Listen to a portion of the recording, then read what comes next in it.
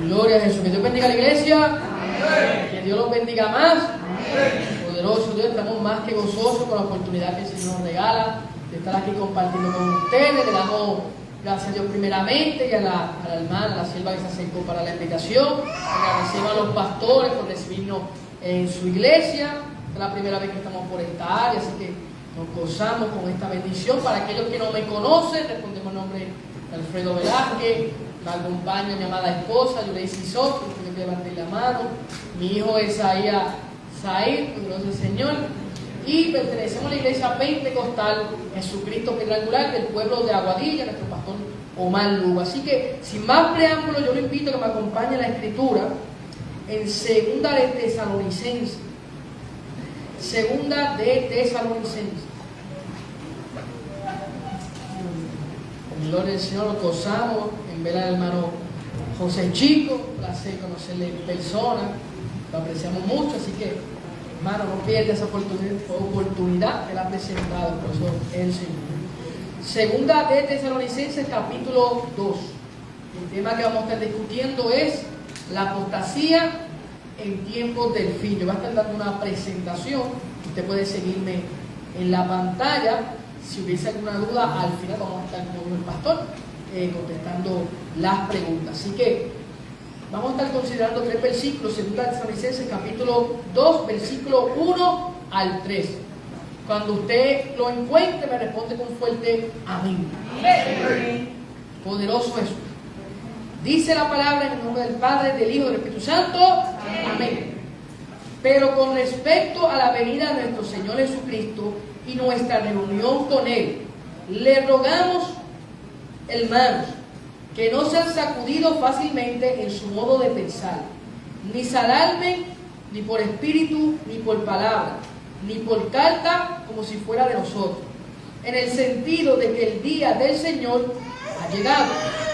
Que nadie los engañe en ninguna manera, porque no vendrá sin que primero venga la apostasía y se ha revelado el hombre de pecado, el hijo de perdición. Y voy a enfatizar el versículo 1. El versículo 1, quiero enfatizar ese verso claro. Dice: pero con respecto a la venida de nuestro Señor Jesucristo y nuestra reunión con Él, le rogamos, amados, le rogamos, hermanos. Vamos a dejarlo hasta ahí, poderoso Señor. Oramos. Padre bueno, Padre Santo, damos gracias por la oportunidad que nos da, Señor, de poder estar en este lugar compartiendo tu palabra. Reconocemos que solo tú, Señor, eres digno de recibir gloria, honra. Te pedimos que esta palabra que va a ser enseñada sea de bendición, que pueda edificarnos como cuerpo de Cristo. Que si hay alguna duda, Señor, hoy tú la aclaras a través de la misma, y que sea tu Espíritu Santo, Señor, tomando el control de manera especial, como solo tú sabes hacerlo, en el nombre de Jesús. Amén. Amén. Y amén. Puede tomar asiento, poderoso Señor. Y el tema que estaremos tocando, como bien dije, es la apostasía en tiempo del fin. La siguiente página. Y quisiera, a modo de introducción, este fue el versículo que leímos, para aquellos que son quizás nuevos en el tema, la escatología, de dos palabras griegas, que significa últimas cosas, o el estudio de las últimas cosas, específicamente el término escatos. Usted lo puede encontrar a lo largo de la Escritura. Un ejemplo claro sería en Apocalipsis, capítulo 1, verso 8, cuando dice que Jesucristo es el primero y el último, el escatos. Ese término logos, de hecho el nombre del software bíblico que el hermano Chico presentó, significa estudio, palabra, verbo. Está a lo largo de la Escritura, específicamente en el Evangelio de Juan y en su epístola. Así que la escatología, cuando unimos esos términos, escatos, último, y logos, significa el estudio de las últimas cosas. Eso es la escatología, y eso es lo que vamos a estar desarrollando en esta ocasión, enfocándonos en un tema específico, que es la apostasía en tiempos del fin. Y algo interesante, esto es un pequeño paréntesis. Aunque la escatología usa el término de últimas cosas, no siempre la escatología habla de lo último, en términos, digamos, final. La escatología abarca toda la Escritura. Y un hecho bíblico, Génesis capítulo 3:15. El protoevangelio, el primer anuncio del evangelio. La primera promesa profética, redentora, la encontramos en Génesis, el primer libro de la Biblia. Así que la escatología no solamente está en Apocalipsis, como muchas veces tenemos ese concepto, sino que a lo largo de la Escritura usted va a ver un panorama escatológico. escatológico, que habla acerca del fin. Y vamos a desarrollar esta idea. Así que el versículo que leímos, como usted pudo ver, utilicé la traducción nueva, la Nueva Biblia de las Américas, que es la traducción que estoy utilizando en estos últimos meses, y usted puede ver un énfasis que dice porque no vendrá, y eso lo vamos a explicar un poquito más luego. De hecho, aquellos que tienen esa traducción, usted va a ver que esa parte que dice no vendrá aparece en itálica al cursivo. Y ahorita explicaré eso, pero la Biblia de la América tiene ese distintivo, utiliza lo que es el cursivo en ciertas palabras. Y ahorita tocaré ese asunto. La siguiente página. En esta ocasión queremos enfocarnos en unos puntos clave para desarrollar este estudio bíblico. Estaremos tocando 5 puntos. Usted puede ver en la estructura de este mensaje. Y vamos a comenzar con la definición de términos, el uso del día del Señor, la importancia del mensaje a los tesalonicenses, la manifestación de la apostasía y el hombre de pecado, y para finalizar la coherencia profética. Esa es la estructura que queremos utilizar para desarrollar esta enseñanza. Repito, definición de términos, el uso del día del Señor, la importancia del mensaje a los tesalonicenses, la manifestación de la apostasía y el hombre de pecado, y la coherencia profética. La siguiente página. Así que comenzamos con la definición del término. Usted puede ver, el primer término que queremos desarrollar es la apostasía. Básicamente, la palabra clave de este estudio bíblico. Y voy a estar leyendo alguna referencia, que la saqué del diccionario bíblico Lexham, y dice, apostasía, del griego apostasía, una palabra que se utiliza del griego, así mismo pasa al español, básicamente como una traducción. Dice, una negación pública de una creencia religiosa previamente sostenida y un distanciamiento de la comunidad que la mantiene. El término casi siempre se aplica peyorativamente con connotaciones de rebelión, traición, deslealtad o falta de fe. Este es el caso más común. La apostasía, usted puede ver como un tipo de deslealtad, rebelión y falta de fe. En algunos casos, abandono de fe, con una actitud de rebelión. Ese es el término más simple. Porque cuando hablamos de apostasía, podemos definirlo de manera simple, como vimos, pero hay un carácter que se manifiesta. Entonces, el término rebelión se asocia mucho con la apostasía. En la etimología, ¿qué es la etimología? Es el origen de la palabra. Son los términos griegos apostasis, apostasía, de donde se deriva la palabra apostasía, típicamente aparece en un contexto político o militar. Apostasía también está relacionada con el término epistemi. La literatura antigua presenta dos sentidos predominantes para los términos. Es decir, este término de apostasía, vamos a ver más luego, no es un término exclusivo del Nuevo Testamento. En literatura intertestamentaria, es decir, libros que no son parte del canon oficial, se utilizaba ya el término de apostasía.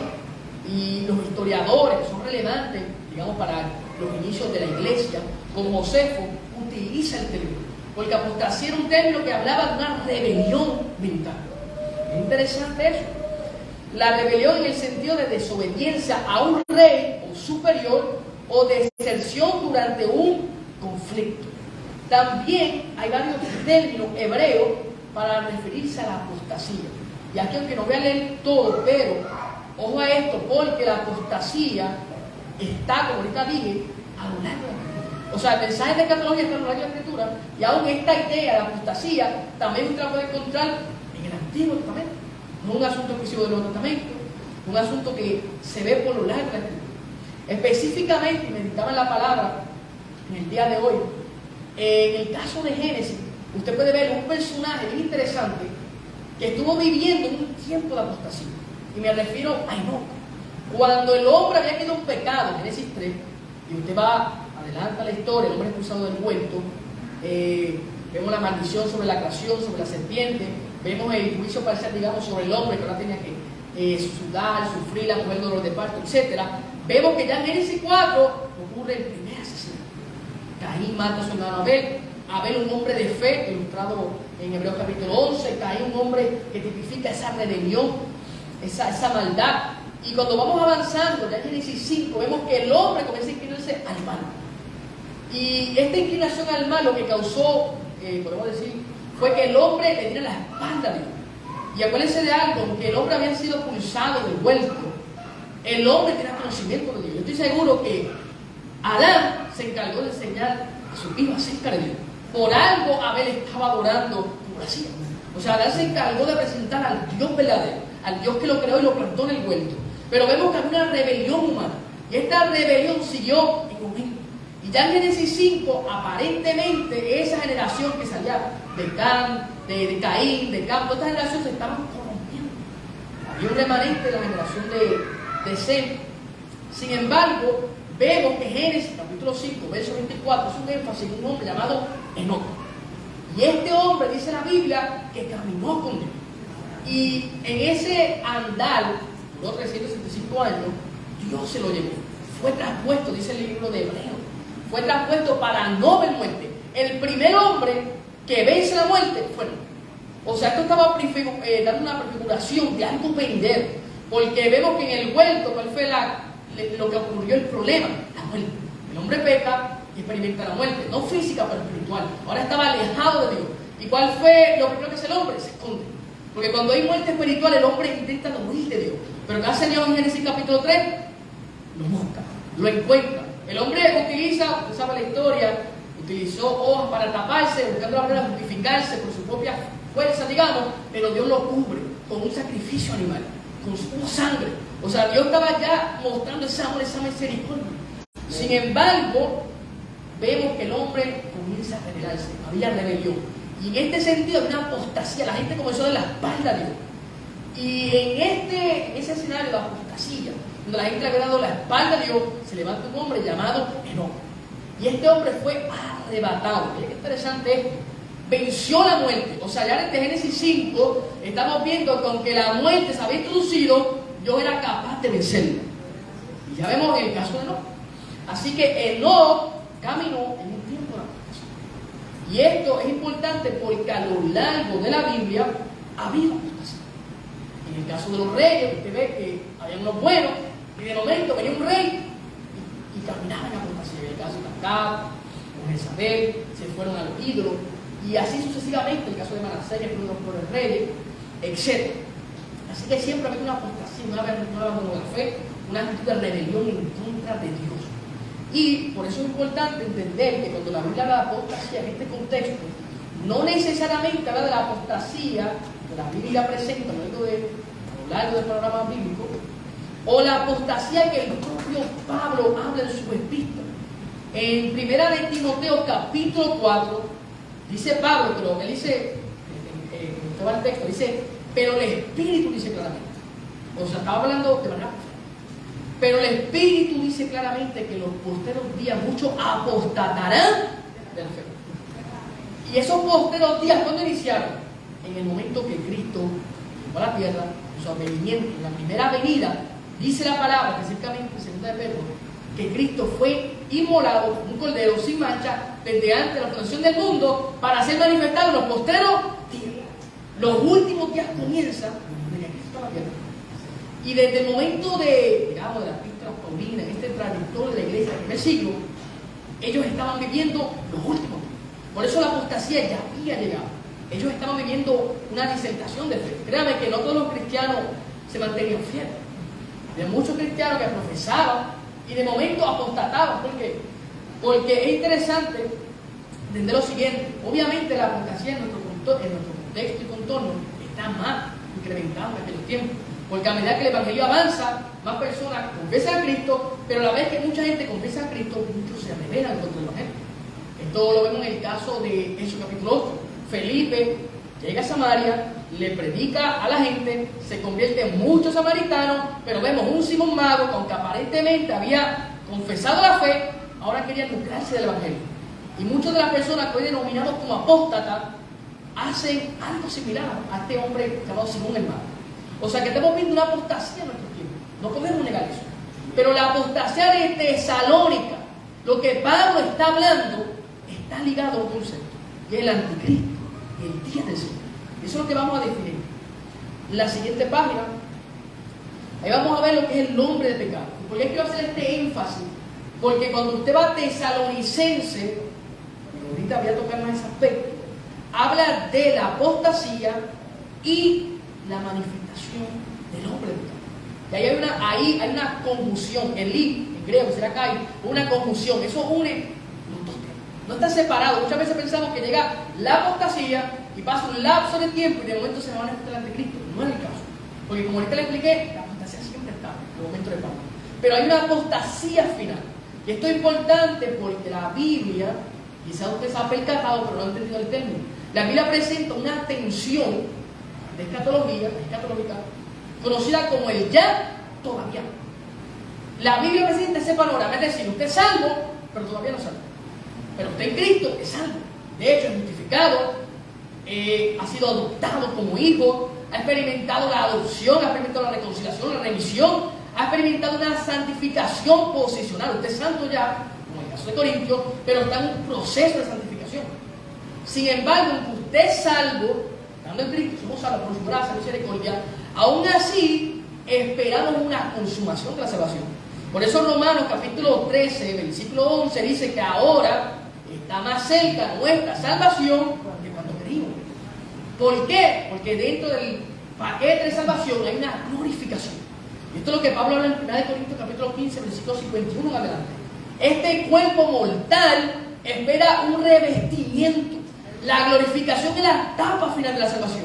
Cuando este cuerpo va a ser revestido, el pecado será vencido de manera absoluta. La muerte no tendrá dominio sobre nosotros. Y en esa transformación que habla Pablo, que está ligado al arrebatamiento, eso es algo futuro. Aguardamos esa esperanza de glorificación, aguardamos esa esperanza de redención. Específicamente Efesios 4:30 nos exhorta a que no contristemos al Espíritu Santo, por el cual hemos sido sellados para el día de ¿qué? De la redención. Aunque ya hemos sido perdonados, salvados, comprados a precio de sangre, hay una redención final que estamos guardando. Y esto ocurre porque la Biblia mantiene una atención de ya todavía. Y esto no solo ocurre en la salvación, ocurre en un sinnúmero de doctrinas. Aún la propia creación, en el periodo milenario, la creación va a experimentar una liberación, pero no la liberación total. Porque la liberación total ocurre después del reino milenario. O sea, la Biblia mantiene en muchas ocasiones esta atención de ya todavía no. Y esto aplica para la apostasía. Estamos en una apostasía, claro que sí, pero no en la apostasía final. Es lo mismo que las tribulaciones. De hecho, en la epístola de los Tesalonicenses, Pablo le decía a la iglesia que habían enfrentado grandes tribulaciones, pero no la gran tribulación. El artículo la define ese concepto. Y esto aplicaría igual a la apostasía. No estamos viendo la apostasía final, porque esa va a desencadenar la manifestación del anticristo. Y esto lo podemos ver en el siguiente escrito. Y vamos a comenzar con el término hombre de pecado. El hombre de pecado de anarquía, denominación adjudicada al anticristo. Y es importante saber que Pablo no utiliza el término anticristo. De hecho, explícitamente, que aparece una sola vez para referirse a modo, digamos, de persona, aparece en 1 de Juan, capítulo 2, versículo 1. Y de nuevo, ojo a esto, de nuevo se mantiene esa atención de todavía. Juan dice que hay muchos anticristos, pero todavía no ha llegado el anticristo. Hay muchos. ¿Por qué hay muchos anticristos? Bueno, si nos quedamos leyendo aquí todo el texto, quizás podemos estar horas, días, porque el texto bien claro dice, importante esto, que el ministerio de iniquidad ya está en acción. Pero hay algo que al presente no entiende. O sea, estamos viendo que el ministerio del anticristo o el espíritu del anticristo está operando. Pero ese espíritu del anticristo todavía no ha llegado a la persona. Pero si está el espíritu, si hay falsos cristos, si hay falsos ungidos, falsos predicadores, falsos profetas, falsos maestros, etc. Pero todavía falta algo final. Al igual que el anticristo aplicará lo mismo con el falso profeta. Sin embargo, vamos a decir un poco el término del anticristo. El antagonista escatológico de Dios y de su pueblo. Un ser que recibe poder de Satanás y funciona como un enemigo de Jesucristo, de la iglesia. En el contexto de la literatura apocalíptica, esta figura hace milagros falsos, engaña a muchos para disuadirlos de adorar al Dios verdadero y persigue al pueblo. ¿Cuál es el milagro más grande que hace el anticristo? Aparentemente una falsa resurrección. ¿Está Apocalipsis 13? En el uso paulino, que es el uso que más nos interesa, dice, Pablo se refiere a la figura como el hombre de anarquía, aquello que tiene la nueva reproducción viviente, que va a aparecer en este término. En el griego sería antropos de amonías, el hombre de pecado o el hijo de perdición. Es un modismo semítico que describe al que está destinado a la destrucción. Este hombre de pecado está destinado al mal. No va a tener oportunidad de salvación, porque la persona que sea, se manifieste como el anticristo, tendrá un papel satánico, engañar a la humanidad.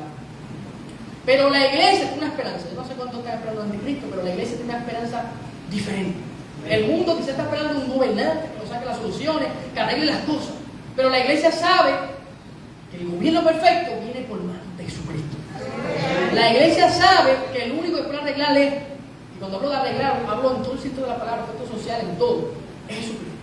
La iglesia está, y volvemos a la atención, digamos, presentando esas buenas nuevas del reino.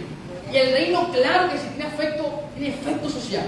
Logra afectar a la comunidad, logra crear unidad en la familia, tiene unos beneficios tremendos. El reino de Dios está presente, lo creemos.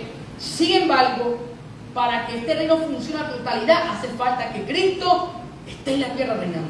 Hace falta que Cristo ponga su trono y reine como rey del Señor de Señor.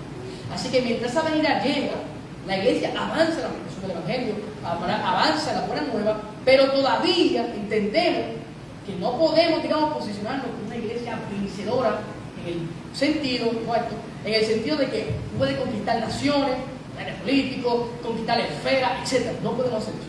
La iglesia puede influenciar, creo que sí, a las naciones, a los gobiernos, puede influenciar a la oración en muchos métodos, pero la iglesia no va a estar al frente.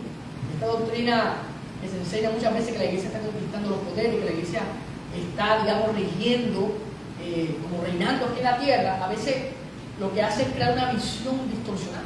Porque a veces se nos olvida entonces que la iglesia tiene, digamos, una visión celestial. Y esa visión celestial no es que nos olvidamos de la tierra, sino que nos comprometemos con los valores del reino y no nos contaminamos con ese espíritu del anticristo, con ese espíritu del mundo que está impulsando una anarquía venidera, una apostasía, porque la está impulsando. Así que vemos este uso paulino del término, la siguiente página. El anticristo en Apocalipsis. La obra canónica donde más se trata lo relativo al tema del anticristo es Apocalipsis. A diferencia de otros escritos del Nuevo Testamento, esta obra no utiliza a un ser humano como imagen del anticristo, sino a dos bestias. Aquí lo vas a ver una persona literal, obviamente, porque es un libro simbólico. Muchos símbolos, muchas figuras, muchos significados. Y en el caso de Apocalipsis, específicamente el capítulo 11, la primera vez que se menciona, el 11, el 13, el 16, el 19, que habla del anticristo, lo menciona como la bestia. ¿Por qué utiliza el término la bestia? Porque el anticristo va a gobernar con un gobierno político y religioso, por eso está el falso profeta. Así que cuando se habla de la bestia, haciendo referencia al anticristo. En Apocalipsis usted puede ver eso. Una bestia del mal que representa la tradición del anticristo político, o sea, de coronas, y recibe el poder y el trono y la autoridad de ¿quién? Del dragón. Y Apocalipsis 2 identifica el dragón como Satanás, la serpiente antigua, el diablo engañador.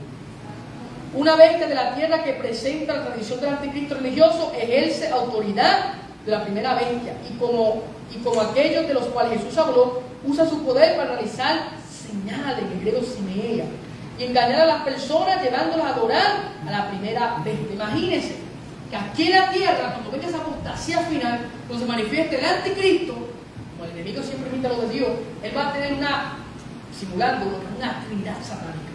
Va a estar el dragón, simulando lo que es el Padre, va a estar el anticristo, simulando lo que es el Hijo, y va a estar el falso profeta, simulando al Espíritu Santo, que coopera los dones y los milagros. También podemos ver este falso profeta como un tipo de precursor de Juan el Bautista que le abrió camino a Cristo. El falso profeta abrirá el camino para que la gente adore a la bestia. ¿Qué hace el Espíritu Santo? Lleva a la gente a Cristo. ¿Qué va a hacer el falso profeta? Va a llevar a la gente a la adoración del anticristo. Y esta adoración y religión final va a ser una adoración satánica y humanista. Porque a veces pensamos que el aspecto religioso mundial que estamos viendo, a veces pensamos que es algo, a veces nos centramos en algunos aspectos de comunismo, etc. Pero el fin de la religión mundial, el fin de esto es una adoración centrada en el hombre. Esa es la adoración que daña, corrompe la verdadera adoración bíblica. Cuando el hombre es el foco. Una vez que el hombre se convierte en el foco, ahí entramos en un tipo de adoración satánica. De hecho, el satanismo practica eso. El centro de adoración, el hombre, que haga lo que el hombre quiera, el hombre no es de sí mismo, no tiene pecado, el hombre no tiene que preocuparse porque literalmente, según la religión satánica, el hombre puede vencer cualquier cosa, cualquier ley, cualquier cosa, y está, digamos, exento de las consecuencias. Y así va a ocurrir. En este periodo final que se avecina, la gente va a centrar el culto al hombre, a una figura humana. Y esto es algo bien parecido a lo que pasó en la Torre de Babel. En la Torre de Babel, en Génesis 11, la gente se olvidó de Dios y comenzó a ser una torre que aparentemente iba a alcanzar el cielo. Y dice la palabra, interesante esto, que el hombre quería un nombre. Es importante porque siempre el hombre ha querido ser reconocido. Y cuando Cristo vino a la tierra, que descendió, se encarnó, su muerte, una humillación, provocó una exaltación para la humanidad, pero para aquellos que están en Él. Por eso Efesios dice que los que están en Cristo estamos posicionados en lugares celestes. Si usted está en Cristo, usted ha sido exaltado con Él, tiene una posición privilegiada. Por eso que usted alcanza lo que es el trono de la gracia. Por eso que usted ahora tiene acceso a la presencia de Dios, porque está en una posición privilegiada. Sin embargo, el enemigo quiere eso. Por eso vemos la manifestación del anticristo imitando todo esto. Así que este personaje se va a manifestar. Sin embargo, junto con el falso profeta se manifestará, pero hay un destino ya fichado. Apocalipsis 19 habla que Cristo lo vencerá y lo echará al lago de fuego. La siguiente página, hay representaciones del anticristo fuera del Nuevo Testamento. Y aquí no quiero abundar mucho, pero usted sabe que a lo largo de la historia muchas personas han afirmado ser el anticristo. Sin embargo, uno ha tenido características bien similares. Por ejemplo, el caso de Hitler, que en la Segunda Guerra Mundial, Hitler parecía el anticristo. Y mucha gente, y esto no hablo de gente impía, muchos cristianos pensaron que estaban pasando la gran tribulación y que Hitler era el anticristo.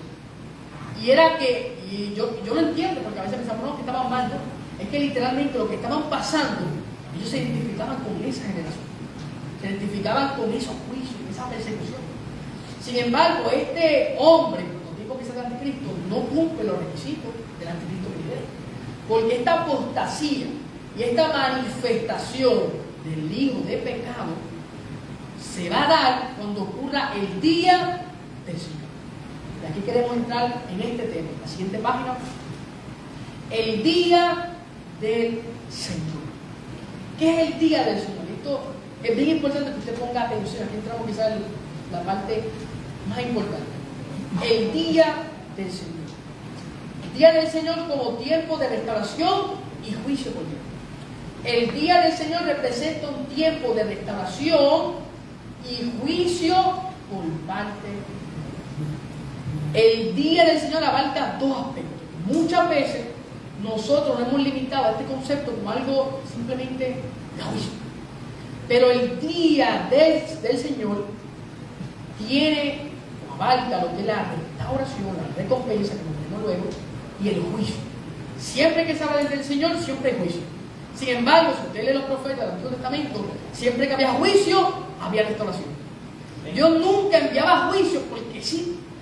Usted va a Habacuc anunció el juicio, usted va a Jeremías lloraba porque no quería hablar de juicio, pero luego que le dice que iba a restaurar, que le iba a dar un espíritu, iba a poner la ley en sus corazones, iba a hacer un nuevo pacto con él. O sea, el juicio no era el fin, venía una restauración. Pero en ese juicio, hablando de los profetas, ellos hablaban del día del Señor. De hecho, la primera vez que se utiliza el término de manera explícita, el día del Señor, o en este caso el día de Jehová, o Yahvé, o el Señor en mayúscula, como aparece en algunas traducciones, aparece en Amós, el primer libro, utiliza el día del Señor, el libro de Amós. Y específicamente el capítulo 5, versos 18 a 20, habla de ese día como algo espantoso. Y Amós fue básicamente los primeros profetas. Y cuando Amós hablaba del día del Señor, hablaba del cautiverio que venía para Israel. Se aproximaban 2 cautiverios. Israel sería cautivo por los asirios y Judá sería cautivo por Babilonia. Y todos estos juicios, cuando los profetas lo anunciaban, lo ligaban al día del Señor. Así que el día del Señor se ve en el Antiguo Testamento, pero también se ve en el Nuevo. Y en el Nuevo podemos decir que este concepto se amplía. Hay algunos versículos clave que yo puedo mencionar, hay muchos más, pero estos son los que escogí, que mencionan el día del Señor y lo ligan a la segunda venida. Por ejemplo, Lucas capítulo 17, verso 24. Lucas capítulo 17 también, verso 30. Mateo capítulo 24, verso 36 al 44. Primera de Corintios 5:5. Segunda de Corintios 1:14. Filipenses 1:6. Versículo 10 también. Filipenses 2:16. Y por lo menos hasta estos versículos que he mencionado, el término que va a aparecer es el día de Cristo. No explícitamente del Señor. Aparece el día de Cristo, o como en el caso de Filipenses, el día de nuestro Señor Jesucristo. Y cuando usted ve este día, por lo menos en este caso ya Paulino, en Corintios y Filipenses, cuando usted ve este término, está bien ligado a la recompensa. Porque cuando Cristo busca la iglesia en ese día, la iglesia sube al tribunal de Cristo. Habrá un evento de recompensa. La iglesia no va a ser pasada por el juicio. Y habla en todo el sentido de la palabra. ¿Por qué no? Bueno, cuando usted abraza el sacrificio de Cristo, usted experimenta lo que es una remisión. Experimenta lo que es una propiciación. ¿Qué significa eso? Que la ira de Dios ya no va a ser sobre usted. Que el juicio que usted merecía, porque usted y yo éramos pecadores, somos pecadores arrepentidos, ese juicio Dios, mira, lo ha borrado por la obra de Jesucristo, por la justicia perfecta. Así que la iglesia no va a ser puesta a juicio, pero sí la obra va a ser juzgada. Todo lo que está en el cuerpo, usted tiene que dar cuenta. Por eso no se crea que usted, hermano, la salvación es solamente, digamos, aceptar a Cristo y ya. Ese es el primer paso, pero hay una vida de discipulado y de crecimiento. Y no podemos deslizarnos del camino de la gracia. Sin embargo, hay personas que, aunque empiezan bien en el camino, abandonan, pierden los talentos, dejan de trabajar para el Señor. Y aunque pueden ser salvos como por el fuego, aún así perderán recompensa en ese día. Porque la iglesia, y Pablo le exhorta, no puede dejar de trabajar. Tenemos que ser constantes y firmes. Tenemos que trabajar sin desmayar, tenemos que poner como alimento, tenemos que hacer un sinnúmero de cosas. ¿Para qué? Para que esas recompensas se mantengan con valor. Si no, dice la palabra, 2 Corintios capítulo 5, versículo 10, que en el tribunal de Cristo se probarán las obras, si son buenas o si son vanas o malas. Pero esa palabra mala se puede traducir como vana. ¿Qué es algo vano? Algo que no tiene peso, que no tiene gloria.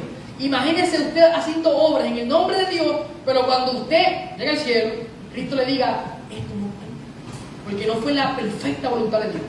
Y eso puede pasar en personas que se han puesto apóstoles solo, que Dios lo llamó, en personas que han hecho un sinnúmero de cosas, como bien dije, en nombre de Dios, pero sin el respaldo del Espíritu Santo.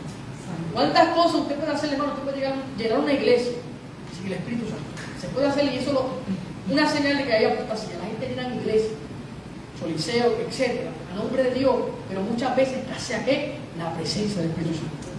El fuego genuino que bautiza, que sana, que pone convicción de justicia, juicio, pecado, no está en muchos lugares. Pero a veces se habla en el nombre de Dios. Y así, algunas de esas personas se arrepienten, se salvan y hicieron muchas obras como esta, tendrán pena. Por eso es importante cómo edificamos, sobre el fundamento o sobre nosotros. Si fue sobre el fundamento, sobre Jesucristo, 1 Corintios capítulo 3, versículo 11, estas obras tendrán valor, no se perderán. Así que en el día del Señor, como Pablo resalta, utilizando el término de día de Cristo, habrá recompensa. Luego, Pablo utiliza este término de manera intercambiable en San Vicente, etc., en Pedro también se ve. Y lo interesante es que el día del Señor entonces sería paralelo con la venida del Señor. Y esto lo vimos en Tesalonicenses capítulo 2, Tesalonicenses capítulo 2. Cuando leímos este capítulo, no sé cuándo se dieron de cuenta, pero en el versículo 1, decía, pero con respecto a la venida de nuestro Señor Jesucristo y nuestra reunión con Él. Eso es lo que dice el texto. Pero luego, si usted va leyendo, vamos a seguir leyendo el versículo 2, que no sean sacudidos fácilmente, su modo de pensar, ni se alarmen, ni por carta, ni por palabra, ni como si fuera nuestra, en el sentido de que el día del Señor ha llegado. O sea, Pablo, en este contexto, pone como sinónimo la venida, la reunión, que creo que es el rapto, con el día del Señor. Hay un paralelismo ahí. Son conceptos que en este caso los vemos como paralelos. Y es importante porque el día del Señor, me lo puedo observar online de la Escritura, se ve como ladrón en la noche. Y Pablo hace esta referencia en 1 Tesalonicenses capítulo 5. Cuando usted lee la carta, imagínese esto, cuando usted lee la carta, usted obviamente va a buscar los versículos, eso no es normal. Pero cuando la iglesia recibe la carta, no había un versículo, no había un capítulo, esto fue puesto más tarde por la iglesia misma. Esta carta se leía completa, se recibía, y la persona, en este caso el que estaba al frente, supongo que el pastor, leía la carta a los hermanos y no hace ninguna pausa, porque era una carta. Usted si recibe una carta, uno vale la mitad y la otra mitad la guarda para mañana, eso sería ilógico. Usted recibe la carta en el momento, pues eso ocurría. Y de hecho, cada vez que se leía, se volvía a leer, pero hacia atrás. Era una rutina que era la iglesia de esperar la carta y de enseñarla en los cultos, específicamente los domingos. Y cuando se habla de esta carta, si usted lee el contexto del 4 al 5, estamos en 1 Tesalonicenses 4:5, cuando usted lee esta carta, en el 4 se habla del arrebatamiento. Es el versículo principal del rapto. 1 Tesalonicenses, capítulo 4, del 3 al 18.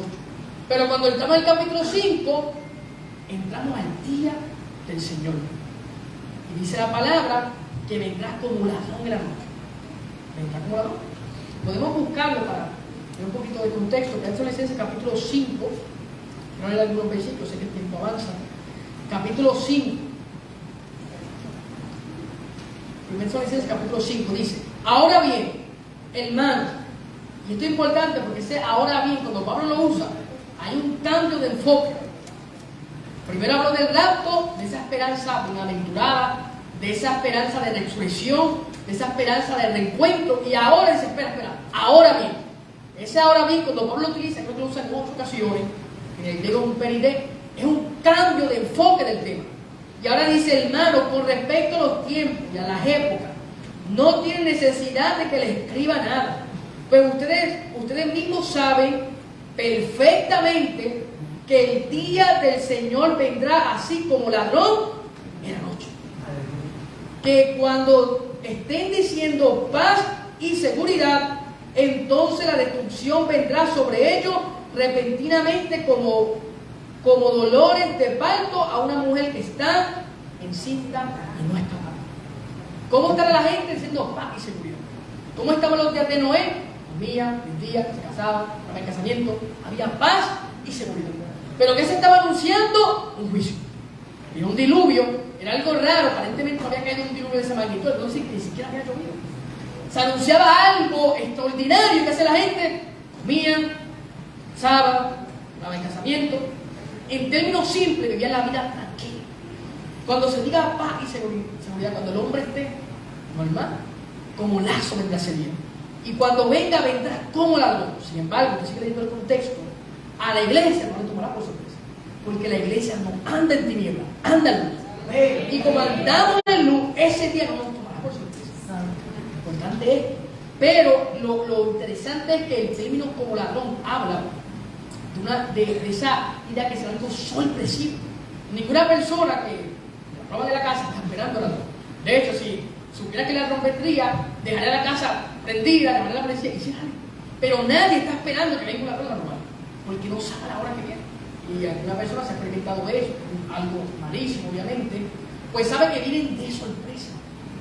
Así que cuando venga Cristo, vendrá de sorpresa. Esto implica que no hay ninguna señal que se antepone al día del Señor.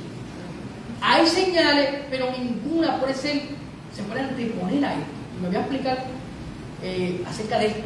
Hace unos años atrás se estaba hablando de un meteorito que venía a Puerto Rico. Esa fue una profecía para el año 2013 aproximadamente, bueno, que tomó su auge, pero venía de años. Y se enseñaba que ese meteorito tenía que venir antes del rapto, iba a causar un terremoto de 11 o 12 de la escala, y eso iba a hacer luego que muriera Chávez. Y ese hombre, el pentecostal de la iglesia GMI, comenzó a enseñar esto. Y este hombre decía que él retaba a la gente por el Espíritu Santo que pusiera la mano y que él estaba mal. Él retaba. Una convicción fuerte. Aunque realmente este hombre se veía que era un espíritu desobediente, porque muchas veces intentaron de corregir y no quería aceptar corrección. Cuando fue avanzando, en el 2013, decía que el juicio llegara en ese momento, no llegó el juicio, no cuando llegó el meteorito, lo dejó en vergüenza. Años más tarde resultó que no creía en el rapto de la iglesia. Él creía simplemente en lo que conocemos como la segunda venida visible, la manifestación. No creía en que Cristo vendría por buscar los santos antes de probarse. No creía en él. Y lo enseñaba. Y creo que hasta Dios lo está enseñando. Por eso él ponía unas señales previas al rapto. ¿Cuál era esa señal? El meteorito. Si no viene el meteorito, ¿por qué se lo puede venir? Porque el meteorito venía para traer un tipo de avivamiento. Pero escúcheme bien esto. Los juicios, que a veces llamamos juicios, a veces tipo de dolores, no necesariamente provocan avivamiento. María llegó aquí a Puerto Rico en 2017 y la gente estaba más rebelde que nunca. Llegó María, yo fui afuera a dar tratado, la gente prefería las latas de salchicha que los tratados, nada. Créeme, yo es verdad, porque yo repartí un montón que la gente tenía casos. O sea, si usted me está diciendo que estos principios de dolor o juicio, como denominamos en muchas ocasiones, hace que la gente se vuelva a Dios, pues usted no ha leído Apocalipsis. Porque cayendo los juicios, la gente comienza a blasfemar el nombre de Dios. O sea, hay que entender, hermano, que el Espíritu esto está operando. Por eso hay tanto introducido.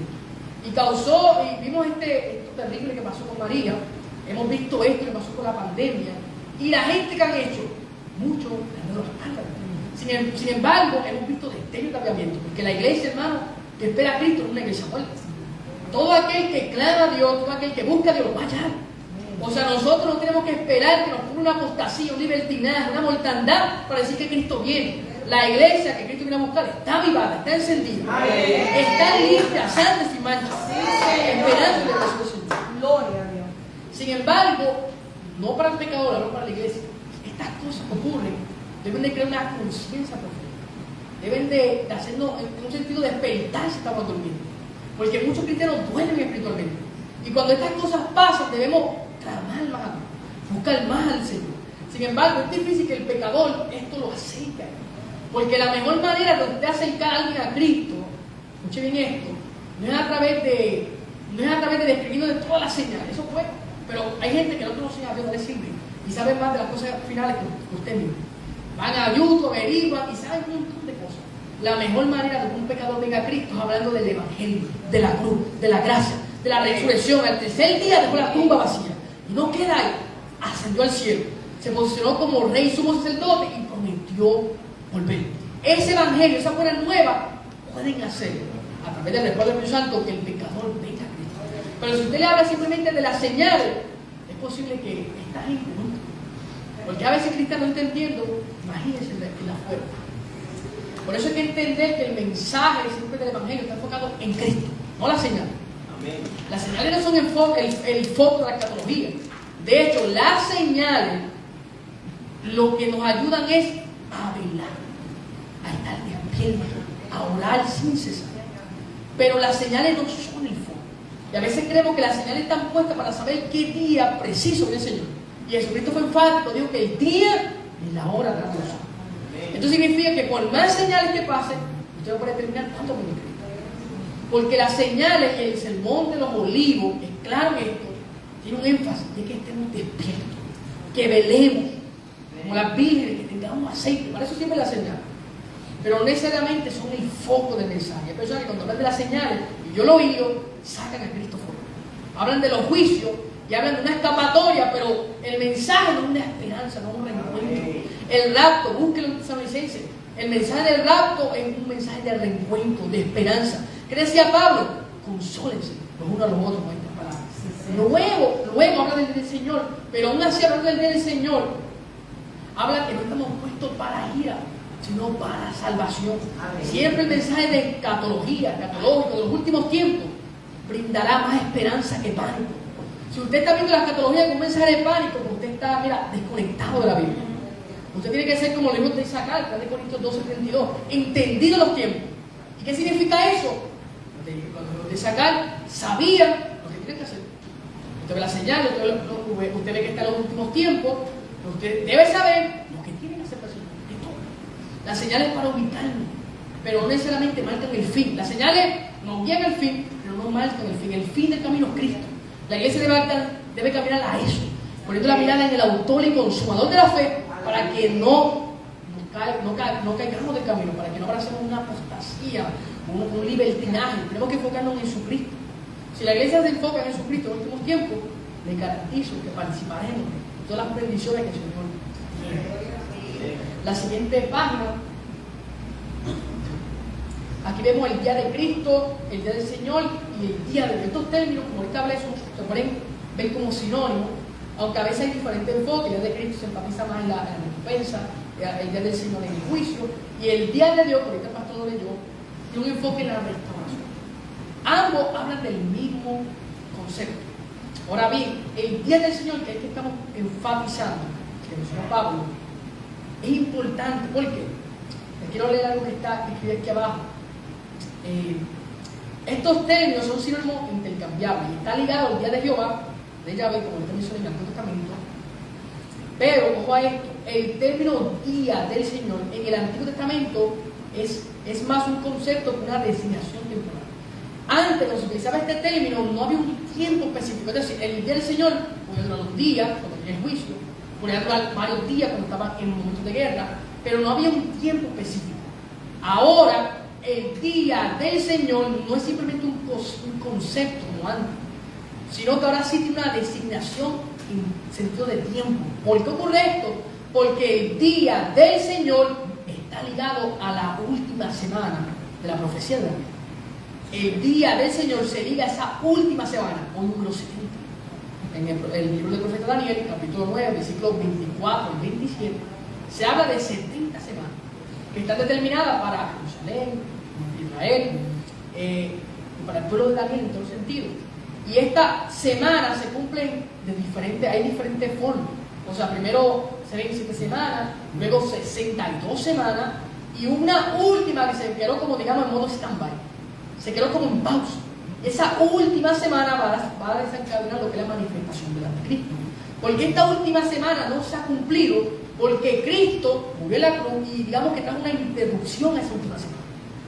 Y esta última semana está ligada al día del Señor. Por eso el día del Señor, que estoy hablando, que desencadena la apostasía y el hombre de pecado, tiene un factor tiempo. Durará 7 años. El día del Señor. Porque se liga a la profecía de Daniel. ¿Cómo comprobamos eso? Vamos al mensaje de Jesucristo en el Monte de los Olivos.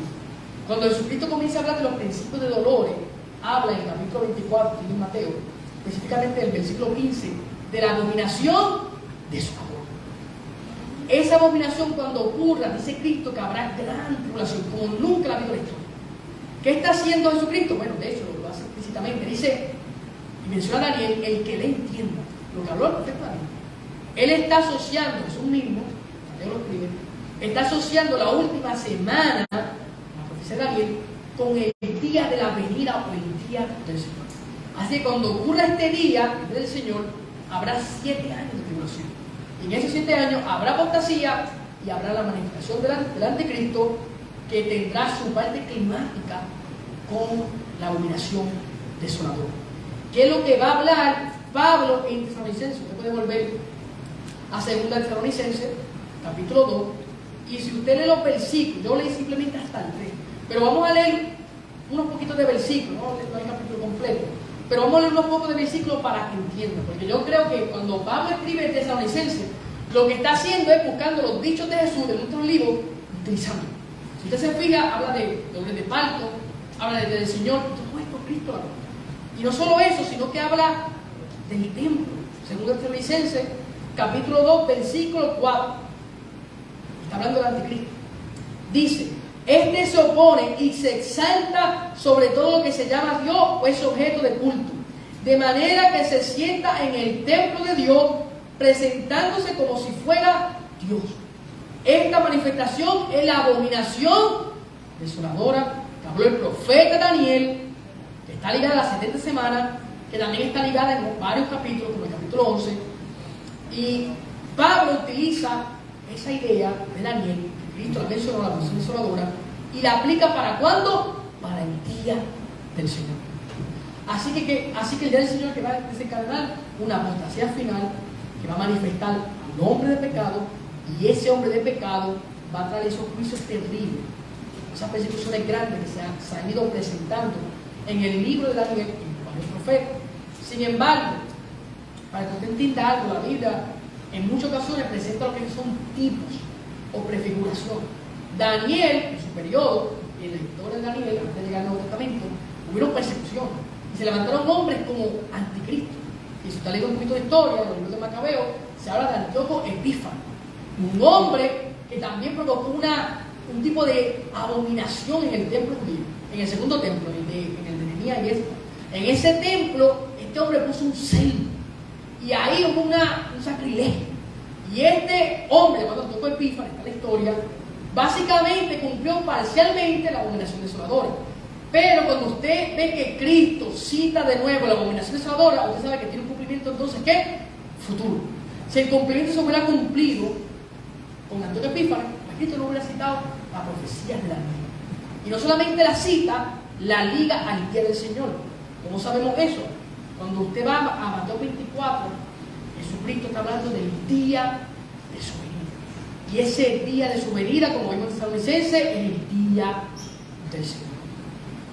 Así que estamos viendo esta idea. El día del Señor es amplio, es intercambiable en diferentes términos. La siguiente página, para que usted tenga un poco más de quizás lo visual, pueda captar más la idea. Aquí está el esquema del día del Señor, iniciando con el rapto. Vemos el rapto, Tesalonicenses capítulo 4, versículo 13 y 18. El rapto, aunque el enfoque no es la escapatoria, ojo a esto, pero sí escaparemos del juicio. De hecho, Apocalipsis 3:10 lo confirma. Por cuanto ha guardado la palabra de mi paciencia, yo también te guardaré de la hora de prueba que viene sobre quién, sobre el mundo entero, sobre los moradores de la tierra. Y esto es interesante porque la iglesia es moradora de la tierra. Somos extranjeros y peregrinos, ciudadanos del reino de los cielos. Y el juicio para probar a los moradores de la tierra. Y el versículo 11 dice: y aquí yo vengo pronto, retén que lo que tiene para que ninguno tome tu corona. Esa corona donde se da en el día de Cristo, en la recompensa. O sea, seremos sacados fuera de la hora. No dice en la hora de prueba, dice de la hora. Así que creo que la iglesia, con certeza, que Apocalipsis da esa confirmación de que la iglesia no pasará la hora de prueba. ¿Qué es la hora de la prueba? El día del Señor. El término hora, día, no son literales. Quizás usted ve en la Biblia hora, día, y en la mayoría de los casos no es literal. Es un término que hace referencia a un periodo de tiempo. Y en este caso, la hora, se utiliza en muchos casos, específicamente el Evangelio de Juan, habla de un momento de juicio. ¿Cómo inicia esto? Bueno, el rapto. El rapto de la iglesia es lo que da inicio al día del Señor. Y como bien mencionaré al final, para ser enfático en esto, el rapto y el día del Señor están juxtapuestos. ¿Qué significa eso? Que está uno al lado del otro. El rapto técnicamente da inicio al día del Señor, o el rapto está junto con el día del Señor. Juxtapuesto, viene al lado del uno del otro. Ocurre el rapto, miren esto. Usted puede ir a Tesalonicenses, capítulo, estamos en el 2, vamos a avanzar al 5.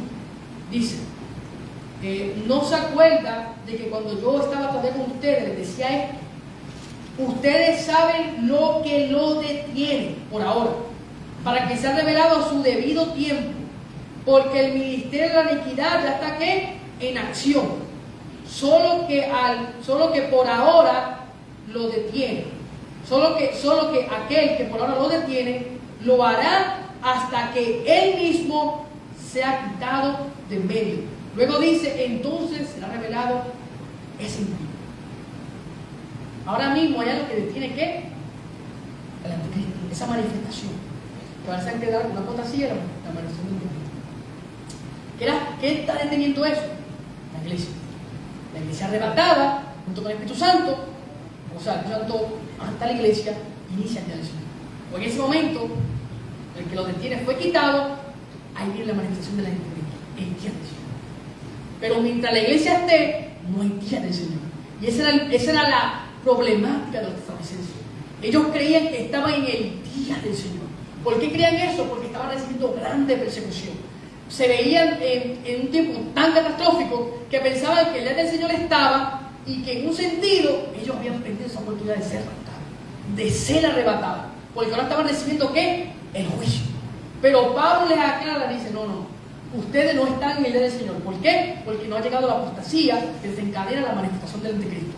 Cuando venga, ocurre el rapto, ahí es que entonces se va a ocurrir la apostasía final y el anticristo. Pero tiene que ocurrir primero el rapto. En el rapto vemos la iglesia levantada y el Espíritu Santo levantándola, operando. Así que creo que el que tiene esto, aunque no está, no a esto, el texto no dice, mucha gente me pregunta, ¿pero qué es lo que lo detiene? Bueno, el texto no dice. Los de Tesalonicenses sabían, yo creo que es la iglesia del Espíritu Santo, pero el texto no lo dice. Así que ellos sabían, porque era la audiencia primaria, yo creo, y lo más que sacaban por eso, más lógico, que es la iglesia con el Espíritu Santo. Porque al final, cuando la iglesia es levantada, queda una iglesia con. Sin embargo, como bien dije, la iglesia raptada inicia el día del Señor. Ese era el asunto, el esquema que Pablo estaba trayendo. El día del Señor no ha llegado. ¿Y por qué no había llegado? Porque la iglesia estaba presente y porque todavía no se había desencadenado esa apostasía final y el anticristo. Y en este esquema presentó eso, el rapto, seguido abajo por tribulación, que es en este caso la gran tribulación de 7 años, los juicios, que ven Apocalipsis 21 juicios, 7 que están ahí ocultos, que ellos suman también. Vemos el regreso de Cristo, segunda Tesalonicenses, capítulo 1, 7 al 10, Apocalipsis 9, 19, el regreso de Cristo, el reino milenario, Apocalipsis 20, y el juicio final, Apocalipsis 20, del 7 al 15. Ahora ese juicio final, de Cristo derrotará a los enemigos, y el juicio de Antro Blanco, y al final, Apocalipsis 21, 22, cielo nuevo y tierra nueva. Y todo esto es interesante, porque de algún modo está ligado a el día del Señor, el día de Cristo, el día de hoy. Y aquí abajo tú puedes ver, si está viendo la foto, que dice la segunda venida como un evento prolongado. ¿Y por qué digo eso? Porque hay un debate. Es que muchas veces, y esto se conoce como una dicotomía. Dicotomía es cuando se hace un tipo de separación a veces de medida. Y a veces es bueno, pero tiene problemas. Por ejemplo, se ha hecho una separación tan grande del rapto, la segunda venida, que a veces nos dedicamos más a ver qué versículo es del rapto y cuál es la segunda venida. Sin embargo, lo mejor es hablar de la segunda venida como un solo evento, que tiene varias fases o etapas. Y en la segunda venida, como está asociado al día del Señor, pues entonces podemos decir que inicia con el rapto y finaliza con el regreso de Cristo. Quizás para usted sea extraño, pero la Biblia presenta un panorama igual. Cuando usted habla de la primera venida, usted no habla de la cruz, usted habla del nacimiento, el ministerio de Cristo, la crucifixión, la resurrección, el ascenso, y usted pone todo eso como la primera venida. Al igual, la segunda venida habla tanto del rapto, que es, digamos, la reunión de los santos, y esa segunda venida finaliza con el descenso de los santos para reinar en la tierra. O sea, vemos la segunda venida como un evento prolongado. Y esa segunda venida también es sinónimo con el día del Señor. Y esto es bien importante, porque entonces vemos que viene de sorpresa la venida del Señor. Por eso Apocalipsis 16, ya finalizando casi el libro, 16:15, dice que la venida del Señor vendrá como ladrón de la noche.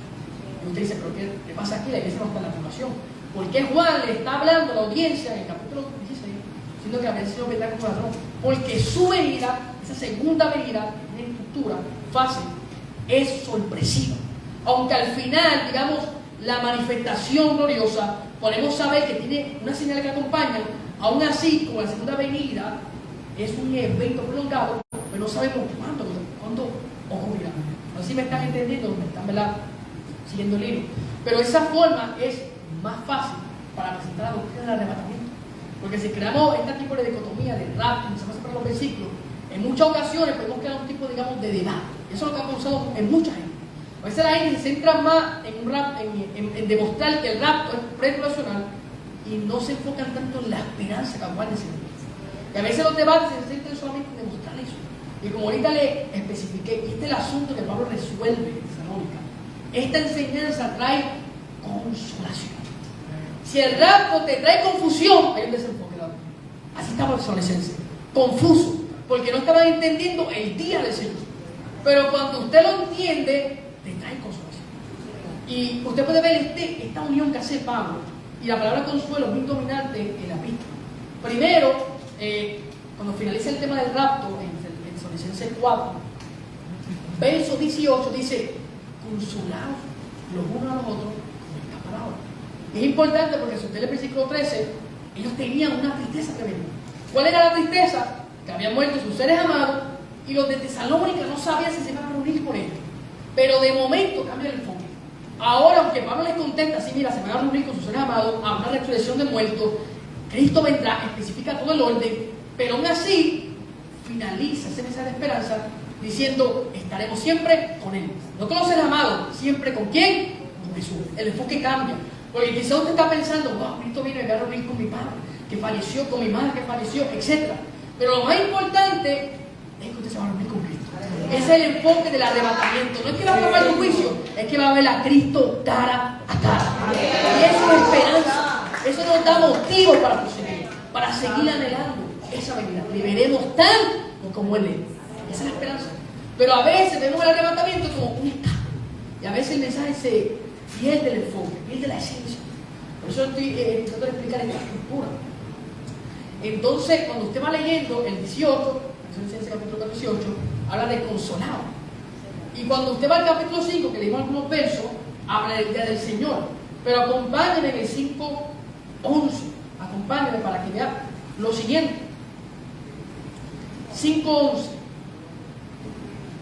Primero Tesalonicenses 5:11. Vamos a ver qué dice. Y está hablando del día del Señor. Y mira cómo termina. Dice: por lo tanto, consolados. Confórtense, que está en esta traducción, unos a otros y edifíquense el uno al otro como lo están haciendo. Son las mismas palabras que habló en el 18. La misma que utilizó para arrebatamiento, la utiliza para el día del Señor. Porque el día del Señor, ese evento, inicia con el rapto. Por eso, en un sentido, aunque viene juicio, es esperanzador. Porque nos reuniremos con el Señor. Y estas palabras traen consuelo. Traen consuelo para la iglesia, pero quizá para el mundo. Traen pena, tristeza, porque saben que hay un juicio que se aproxima. Pero para la iglesia es un mensaje de esperanza. Así que vimos el esquema, la siguiente página, ya estamos finalizando. Un comentario de Tesalonicenses, no voy a leerlo, pero técnicamente lo que he mencionado anteriormente es lo mismo que está escrito en este comentario.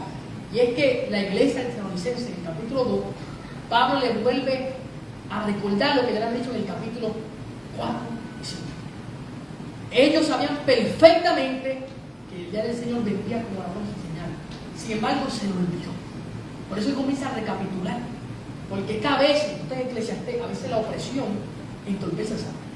Y hay veces que la gente, los cristianos saben que Cristo viene, que tenemos una esperanza bien aventurada, que experimentaremos una glorificación del cuerpo, que esto corruptible se revestirá de inmortalidad, de incorrupción. Sabemos que aguardamos una adopción, sabemos tantas cosas, pero cuando llega el momento de prueba se nos olvida.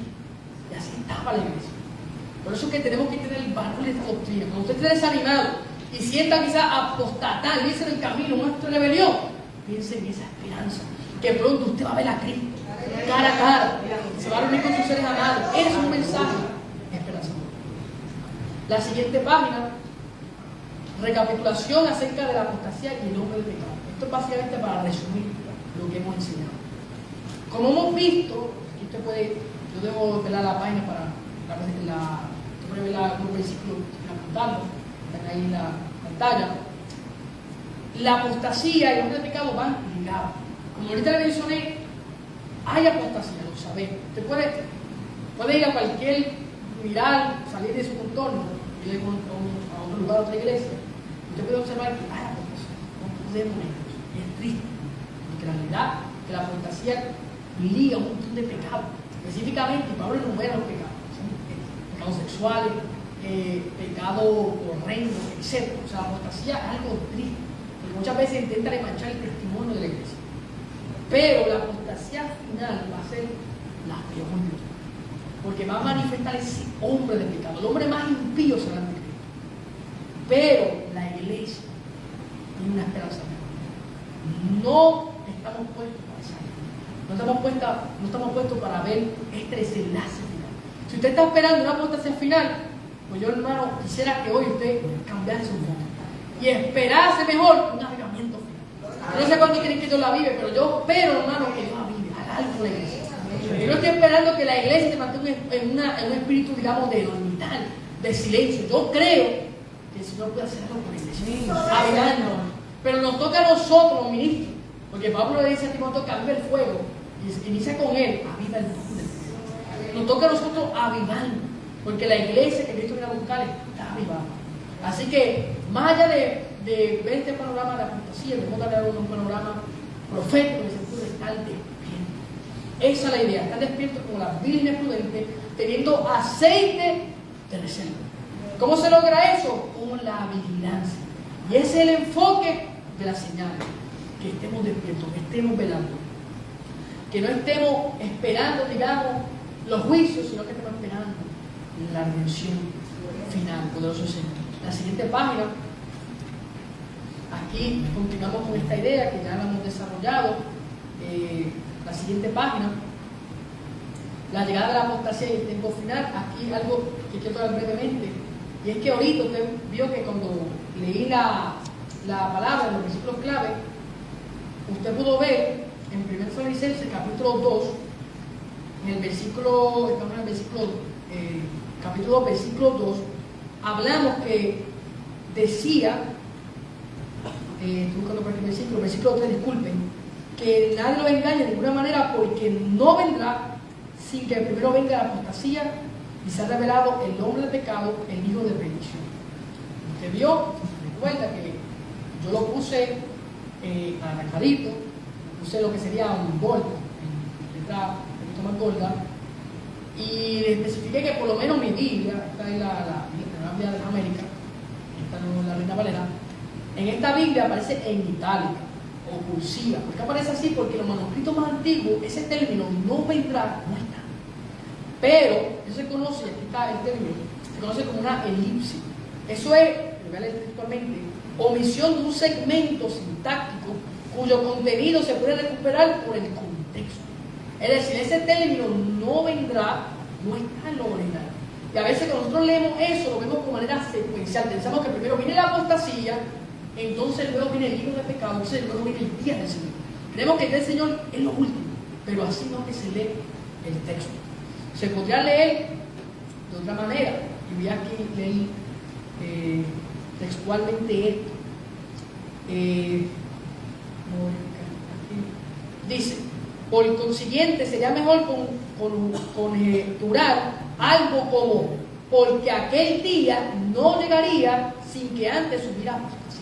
Lo que Pablo quería que entendiera es que ellos no estaban en el día del Señor, porque esa apostasía final no estaba. Eso es así de simple. Y esa apostasía final iba a manifestar al anticristo, y así sucesivamente como hemos ido repasando en esta enseñanza. Así que pasamos a la siguiente página. Aquí estamos ya para resumir. Creo que podemos entender que estamos en ¿qué? En tiempo final. Creo que hay una tensión de ya, pero todavía no, que quizá, usted no lo había entendido así, pero creo que con esta enseñanza quizás lo pudo cambiar. La apostasía final vendrá, pero Cristo levantará a la iglesia antes del día del Señor. Como te mencioné, están juxtapuestos uno al lado del otro. ¿Cuál es nuestra meta? Retener la enseñanza, retener las sanas palabras. Esta enseñanza del rapto, dice Pablo, que viene por palabra del Señor. Y la iglesia la había olvidado. ¿Qué hace Pablo? Remonta a la epístola anterior. Nosotros tenemos que recordar, hermano, la esperanza. Aunque el panorama esté fuerte, aunque el panorama apunta a una apostasía que está cercana, final en todo el sentido de la palabra, aunque el panorama apunte a una poca fuerza, que son reales, la iglesia tiene poca fuerza, aún así, usted tiene poca fuerza, usted tiene que entender que ahora tiene que depender más de Dios, que tiene que buscar más el Señor. Así que, ¿cómo usted logra eso? Cuando usted retiene la enseñanza, cuando usted retiene lo que se le ha enseñado. Yo termino con este testimonio.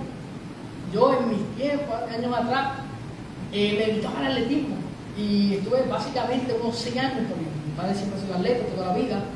Y cuando yo comencé a los 12 años a correr, mi padre fue que me entrenó y me enseñó que siempre en las carreras no tenía que dar, obviamente, mi mayor esfuerzo, pero, él fue empatado con esto, pero cuando esté llegando a la meta, darlo todo. Y a mí eso como que me era contradictorio, porque cuando tú estás llegando a la meta, cuando más cansado, usted está. Eso, cualquiera que hace una carrera que sale de 2 kilómetros, 1 kilómetro, 1 milla, sabe que es real. Y en mi caso, porque yo corría carreras de 5 kilómetros para arriba, 10 kilómetros, y yo decía, ¿cómo es posible? Cuando más cansado uno esté, es cuando más duro tienes que correr. Y mi padre me decía, esto es cuestión de disciplina. Si tú te disciplinas, tú vas a poder vencer la mente. Porque la mente me decía, hay un juego. Y real, en muchas ocasiones experimenté. Había veces que me vencía la mente, llegaba, uno se disfiguraba la mente. Pero en muchas ocasiones, cuando más cansado estaba, era cuando más fuerza sacaba y cuando mejor corría. Y eso que me enseñó mi padre lo guardé, lo retuve hasta el final, cuando me quité de lo que fue las carreras. Y esto ocurre de manera similar en este camino. Si usted lee el Evangelio, la carta, todo, usted sabe que estamos en una carrera. Usted sabe que la meta es Cristo. Y cuando usted está en este camino, usted sabe que las fuerzas se las cortan, se cansa. A veces hasta nos quedamos parados en el camino. Yo, gracias a Dios, nunca me paré en una carrera, pero habían veces que estaba a punto de parar y empecé a bajar el paso y esperaba un oasis de agua para recuperarme. Porque estaba cansado en el camino. Me cansaba, era fuerte, eran cuestas. Y las cuestas, obviamente, el paso se te tranca. Tienes que, si no habías entrado en cuesta y una carrera te da cuesta, pues olvídate. Como decía mi padre en ese momento, la vas a parar, vas a sufrir. Y había momentos que literalmente yo pensaba que no iba a llegar a la meta. Pero cuando veía, ya como casi siempre en las carreras hay algo que resalta, que está a la llegada. Cuando yo veía eso, yo me recordaba lo que me había dicho mi padre. Cuando yo era chiquito, lo primero, siempre al final será mi mayor esfuerzo. Y cuando yo veía la meta, me recordaba que había una recompensa, un trofeo, dinero, lo que sea. Yo comenzaba a correr a todo. ¿Cómo lo hacía? Bueno, yo tenía una técnica, yo cerraba los ojos y comenzaba a intentar darle todo en ese momento. Así está la iglesia. Nos queda poca fuerza, pero esa poca fuerza hace que dependamos más de Dios, que busquemos más su rostro. No es que nos quedemos, hermano, ahí parados en el suelo. Esa poca fuerza nos está dando esperanza para seguir, para darle la milla extra, para seguir avanzando antes que llegue el día del Señor. Así que retengamos la enseñanza que recibimos. Y este versículo que yo quiero finalizar. Segunda Tesalonicenses, capítulo 2, versículos 13 al 17. Lo va a ver en pantalla, lo pueden buscar en su Biblia. Pero nosotros siempre tenemos que dar gracias a Dios por ustedes, hermanos amados por el Señor. Porque Dios los ha escogido desde el principio para salvación, mediante la santificación por el Espíritu, la fe y la verdad. Fue para esto que Él nos llamó mediante nuestro Evangelio, para que alcancen la gloria de nuestro Señor Jesucristo. Así que, hermanos, estén firmes, conserven ¿qué? La doctrina que se les fueron enseñadas, ya de palabra, ya por carta nuestra, y que nuestro Señor Jesucristo mismo y Dios nuestro Padre, que nos amó y que nos dio consuelo eterno y buena palabra y buena esperanza por gracia, consuele ¿qué? Sus corazones y le afirme toda buena obra y palabra buena. ¿Cómo termina esta carta? Con lo mismo de ahorita, consuelo. Si el día del Señor te trae consuelo, estás entendiendo lo que la Biblia, lo que Pablo quiere en Tesalonicenses. Si el día del Señor te trae terror, estás como los tesalonicenses. Estás alarmado, estás asustado porque no has retenido la enseñanza. Esta carta, específicamente el capítulo 2, que es el climático, lo importante, termina nuevamente recordando el consuelo. Y ese consuelo nos remonta al capítulo 4, la primera epístola, el capítulo 5. Así que creemos, hermano, que hay una esperanza segura. Y el último slide, simplemente para recomendar algunos libros. Si usted era, mira, conocer más de escatología, hágalo. Yo tengo algunos libros que utilicé para este escrito. Algunos son en inglés, pero son los que puedo recomendar así como uno dice, vamos cerrado, bueno, para sacar los jugos. Este libro es básico de escatología, de todo del porvenir, por si acaso, no pagan por recomendar el libro, simplemente pues, lo puedo escribir. Esto de escatología bíblica de Dwight Pentecost, este libro es viejito, pero es otro de los mejores que hay traducido al español. Mientras esto Elvira se puede conseguir. El otro libro es del rapto, y esta es la segunda edición, está en inglés. La primera edición fue traducida al español, pero ya creo que está obsoleta, no está descontinuada, mejor dicho. Esta segunda edición es buena, si usted no lee inglés, yo les recomiendo, por ejemplo, el libro, todos estos libros, de hecho, están en el logo, ahí es que los tengo, y el software bíblico logo. Y el logo actualmente tiene la manera de traducir los libros. Casi usted no sabe el inglés, cuando usted lo compra en inglés, y ahí lo traduce. Aunque está en inglés, lo puede comprar. Y este libro, un comentario griego exegético, si usted quiere profundizar en todo el sentido de la palabra, en la carta de Tesalonicenses, lo puede comprar, está en español. Y el último también está en inglés, pero es un comentario más centrado ya en, digamos, en sentido práctico. Y recomiendo estos libros porque yo creo que después de aquí, usted, hermano, debe seguir ejercitándose lo que le ha parado. Este congreso, y felicito al hermano, a los líderes que lo hicieron, este congreso no se puede quedar aquí. Usted tiene que seguir motivando a todo el hermano que aprendan temas de escatología. Que este congreso la vive esa llama para conocer los últimos tiempos. Que este congreso despierte en usted una hambre especial por las cosas del Señor. Por eso recomiendo esto para que usted se motive a aprender, seguir instruyéndose como bien. Yo no lo sé todo, puede ser que me equivoque en algunas cosas, pero aún así estamos dispuestos a aprender. Eso se logra cuando usted tiene un recurso, lee, se instruye. Así que en esta hora vamos a estar puestos sobre nuestros pies, la que el Señor me ha dado. Quiero hacer una oración y luego podemos pasar a las preguntas. Y vamos a darle gracias por su palabra. Padre bueno, Padre Santo, te doy gracias por esta palabra. Te doy a ti la gloria y la honra porque me has permitido poder enseñarla. No permita, Señor, que algún hermano se aquí con dudas, Señor. Al contrario, que salga aquí renovado con fe y esperanza. Y cada uno de nosotros podamos consolarnos y reconocer que tú estás cerca, que tú vienes pronto, Señor. Ven, Señor Jesús. Creemos, Señor. Pronto nos va a levantar. Creemos y que veremos, Señor, tu rostro. En nombre de Jesús. Amén. Y amén. Así que, hermanos, si hubiese alguna duda, pregunta, este es el momento.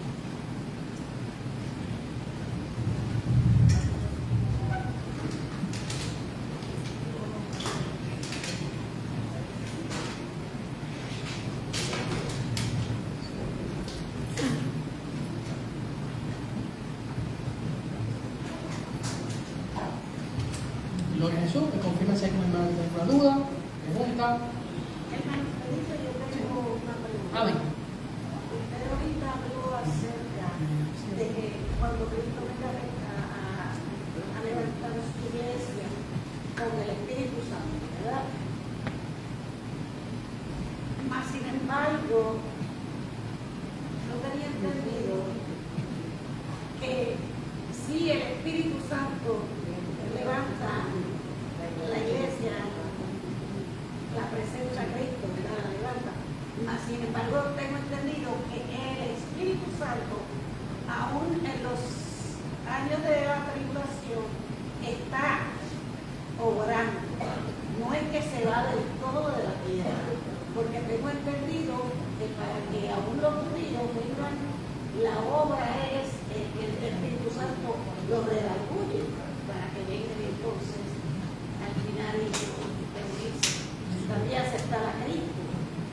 Tengo entendido que el Espíritu Santo aún va a estar. Amén. No es que se va del todo. Concuerdo con usted, la Biblia no especifica, como bien le dije, aunque es lo que lo detiene. No especifica. Creemos por el texto mismo, quizás eso infiriendo, que es el Espíritu Santo con la iglesia.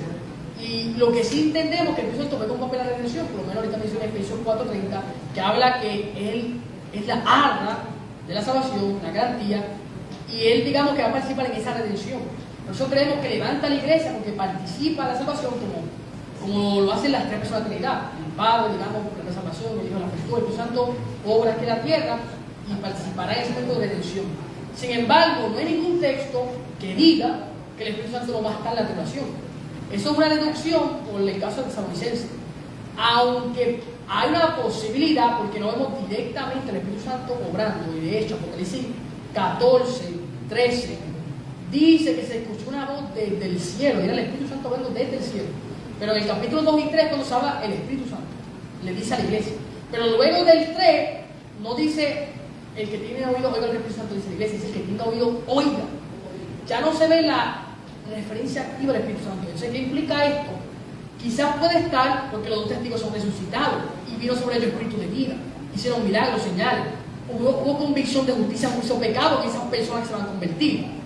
Creemos que esto se va a estar, pero habrá un cambio entonces de la forma en que va a operar. Eso es lo más posible. Habrá un cambio de ministerio, porque si la iglesia es levantada, pues, y digamos que entonces va a estar operando, que es omnisciente, omnipresente, en otro grupo te digo, pues entonces va a cambiar la manera. Pero decir que hay un versículo explícito para afirmar que el Espíritu Santo no es nuestra actuación, pues la realidad es que no. Eso quizás crea una estructura y podemos llegar a esa conclusión, pero simplemente estamos infiriendo algo. El texto no lo afirma. Porque no afirma, primeramente, que es el Espíritu Santo el que está deteniendo esa manifestación. Lo creemos por una quizás coherencia profética, pero no necesariamente está. Así que quizás, creo que la hermana, estoy de acuerdo con eso. ¿Hay alguna otra pregunta, duda? Amén. Cualquier cosita, hermana, confianza. Amén. Según yo he oído varias veces, y me imagino que los hermanos también, siempre han dicho que nosotros la iglesia vamos a pasar por, no sé si digo bien la palabra, principios de dolores, yo entiendo que es principio de la regulación, según que cuando usted va a Mateo 24, Lucas 21 y Marcos 13, que habla del mismo sermón, el de los olivos, el mensaje católico de Jesús, había una interrogativa que tenían los discípulos, y era acerca de la destrucción del templo y de la señal de la venida con el reino. O sea, básicamente eran de 2 a 3 preguntas. Y podemos decir que la primera pregunta, que era la destrucción del templo, eso ocurrió en el año 70. En el año 70 el templo de los judíos fue destruido por los romanos, básicamente por el emperador Tito romano.